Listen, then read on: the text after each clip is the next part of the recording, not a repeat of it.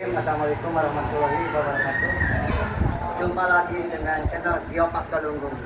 Kebetulan kami sekarang lagi mengadakan seminar tentang seni budaya yang berkaitan dengan konsep destinasi wisata.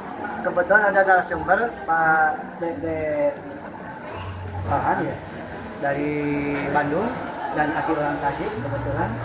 Dan ini Asep ini sebagai narasumber tentang musik seniman. Dan ini Ibu sebagai kepala sekolah. Kepala sekolah di Sekolah Dasar Negeri 1 Cikunir, Kecamatan Sukapatan, Kabupaten Tasikmalaya. Dan penggiat juga seni budaya. Itu barangkali nih, alhamdulillah Pak Dede, sekarang Geopark itu sudah ada kajian lagi di Bapeda dalam rangka meminta izin kepada Kementerian SDM untuk menjadi ditetapkan sebagai keragaman geologi dulu. Karena harus punya nilai internasional. Mudah-mudahan insya Allah tahun ini sangat konkret. Itu barangkali kami minta dukungan, doa, dan saran. Yang pertama dari Pak Dede dulu, Mas. Ya, baik, terima kasih. Assalamualaikum warahmatullahi wabarakatuh. Begini, kalau memajukan satu konsep ya, termasuk Geopark Galunggung, pada dasarnya bisa dilihat dari banyak perspektif, sehingga memang ini bukan kerja perorangan tetapi kerja sebuah tim, tinggal nanti saling mengisi saja. Jadi terkait dengan masalah keterlibatan masyarakatnya nanti seperti apa, termasuk juga yang tidak kalah pentingnya dalam konsep pengembangan wisata adalah manajemen pemasaran wisatanya. Nah ini yang seringkali terlupakan. Sama dengan konsep pengembangan desa wisata, semua konsen terhadap produk desa wisatanya, tetapi yang memasarkannya nggak ada, sehingga kunjungan wisatawan nggak ada, akhirnya desa wisata kolap. Tidak sedikit desa wisata yang dibangun menggunakan dana desa yang notabene ada pertanggungjawaban keuangannya dengan nilai investasi yang lumayan cukup tinggi lah, sementara wisatawannya nggak ada yang datang. Akhirnya konsep yang dibangun, apalagi kalau di desa kan kebanyakan dari bambu, kayu dan sebagainya, itu menjadi lapuk dan rusak, sehingga desa wisata itu dalam konteks ekonomi bisa dinyatakan kolap. Nah, oleh karena itu dalam konteks pengembangan Geopark Galunggung pun mungkin nanti saya bantu bagaimana memikirkan masalah manajemen pemasaran wisatanya supaya ya orang bisa datang. Manajemen pengembangan wisata itu, pemasaran wisata ada dua konsep konvensional seperti biasa, ya, dan konsep konvensional itu begini. Kebetulan kemarin sebelum saya datang ke sini, saya masuk dulu ke Desa Indrajaya, masuk ke Santana Mekar, lalu masuk ke Sundakerta. Nah, ini dari satu sisi ya, mereka memiliki potensi yang bagus meskipun masing-masing beda-beda. Santana Mekar air terjunnya 3 air terjun cukup bagus ya.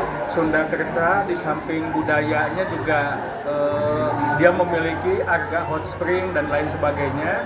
Tetapi untuk Indrajaya enggak, hanya dia memiliki empang dan pengembangan UMKM. Nah, selama ini desa wisata jalan pemasarannya masing-masing, sehingga konteksnya tidak mungkin orang yang dari jauh datang ke satu desa itu hanya untuk menikmati satu spot lalu balik lagi.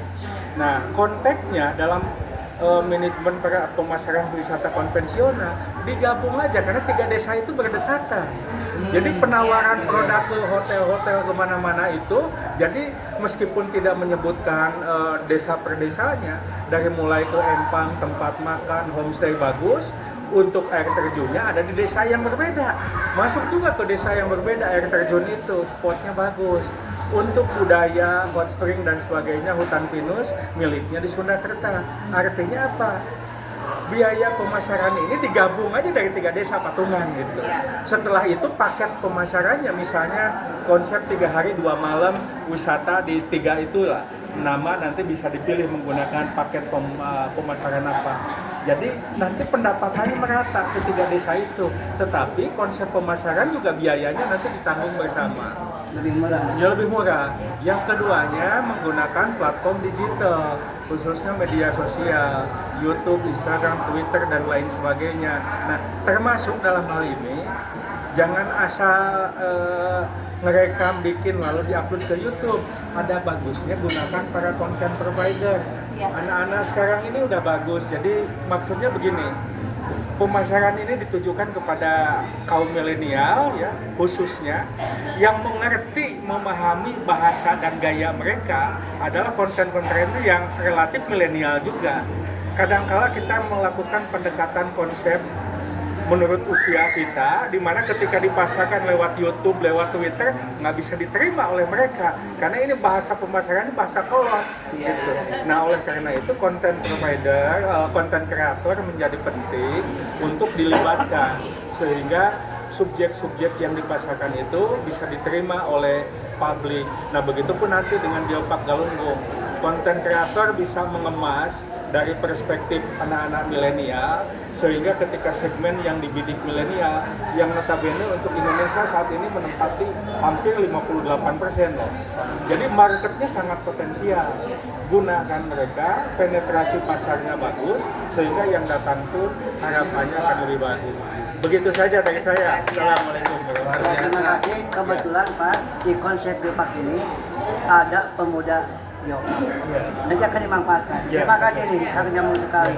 Dan nanti kalau sudah Geopark global, itu akan dibantu oleh 3 negara supaya mereka datang ke Geopark Galunggung. Karena syarat untuk Geopark global itu kerjasama dengan negara. Ini masukan dari Pak Dede sangat berbeda sekali. Sekarang dari Pak Asep nih, tentang senimannya bagaimana? Oke, kami dari akademisi dan kemungkinan dari mewakili teman-teman dari pemerhati seni sangat berharap banyak tentang Geopark yang dipimpin oleh Pak Haji Sapari ini bisa betul-betul berkembang, bisa betul-betul sampai ke akarnya, karena tadi dari Kang Dede Farhan ini dari mulai kendala, solusi, bahkan manajemennya sudah disampaikan begitu komplit dan luar biasa. Untuk itu saya mendukung Pak Haji Sapari dengan Geoparknya untuk bisa lebih ke depan lagi dan memanfaatkan ilmu yang dari saudara kita.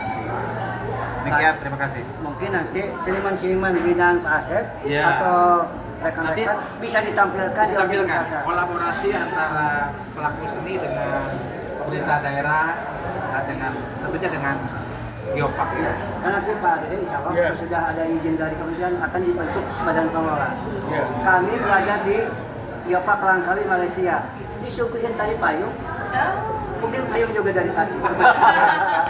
Nah, ini harapan dari ibu kepala sekolah supaya nanti ada 3 pilar kan, konservasi, edukasi, dan yang berkelanjutan. Mungkin perlu pembinaan nanti kami dari Geopark ke anak-anak sekolah. Bagaimana ibu? Saya mewakili teman-teman guru yang khususnya di Kabupaten Tasikmalaya. Besar harapan kami Geopark ini mampu mengakomodasi apa yang menjadi keinginan kami selama ini. Jadi kami di sekolah itu mencoba menawarkan kepada orang tua melalui kegiatan karya wisata. Seringkali karya wisata ini kita berpergian ke luar provinsi untuk mendapatkan sebuah sense gitu ya. Kami sekarang akan beralih kepada, kalau ada Geopark ini, kami akan balik kepada potensi daerah untuk kami juga Pak. Salah. Nah, dari segi edukasinya, kami memiliki harapan jika nanti Geopark mampu menaungi aspirasi kami melalui tampilan-tampilan anak-anak di sekolah, ditampilkan di Geopark, kemudian adakan event-event untuk lomba-lomba sejenisnya yang nanti akan menjadi daya jual kami juga di masyarakat, bahwa sekolah dasar itu ternyata dasar dari penggali potensi dasar siswa. Alhamdulillah. Insya Allah. Dan begini Bu, karena dengan edukasi ini dari mulai terbentuknya Tasikmalaya, karena Pak Dede ternyata berdasarkan sejarah geologi, pantai itu bukan di Cipatujah, di Sukaraja Pak. Apa buktinya? Banyak gua-gua, ada 300 gua di Karangdonga, Salompa, Cikatoma. Itu dulu laut Pak. Sekarang udah jadi, makanya dilani oleh bukan dilani apa namanya? Digelar. Iya, oleh Om Dewi itu Tasikmalaya deh surganya dunia. Bagaimana anak-anak kita khususnya di Kabupaten Tasikmalaya mau mencintai wilayahnya, mau mencintai daerahnya, Kalau kita tidak dikenalkan, bagaimana kehebatan potensi wisata yang ada di Kabupaten Tasikmalaya? Ada yang lebih penting lagi, Ya. bahwa sebelum raja di Nusantara, menjadi raja, itu dia dulu di dalamnya bahasa Pakuan. Bahwa kita itu turunan raja yang sangat baik. Oh, Kan iya. bisa menjadi edukasi Siap. bahasa orang Tasik Barat. Turun raja, Lama. turun raja ya. Kayak. Bahkan raja pertama siapa? Seorang wanita, Bu. Jayapati. Sangyang Jayapati. Itu raja pertama setelah pindah dari Dalu ke Galunggung. Hari ini mendapat bermanfaat dan jangan lupa di like, subscribe dan di komen. Salam Geopark. Salam Salam Geopark. Assalamualaikum warahmatullahi wabarakatuh. Waalaikumsalam.